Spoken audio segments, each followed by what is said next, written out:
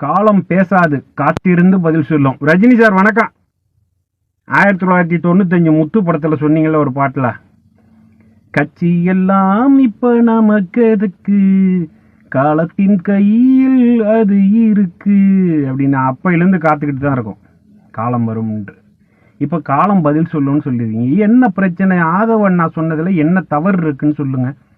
உங்களுக்கு மன வலிமை இல்லை என்பது ஊரறிஞ்ச ரகசியம். அவர் ஆதவண்ணா மன்னிப்பே உங்கள்கிட்ட கேட்டிருக்க கூடாது. உங்களுக்கு மன வலிமை கிடையாது என்பது அனைவருக்கும் தெரியும். பாபா படப்பெட்டியை தூக்குனதெல்லாம் மறந்துட்டீங்களா? 2002ல்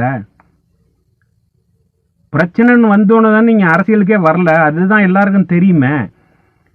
இன்னைக்கு விஜய் சார் நினைச்சிருந்தாருன்னா அவர் பாட்டு ஜனநாயகன் படத்தை ரிலீஸ் பண்ணியிருக்கலாம். அரசியலுக்கு வரலன்னா ஜனநாயகன் படம் ரிலீஸ் ஆகிருக்கும்.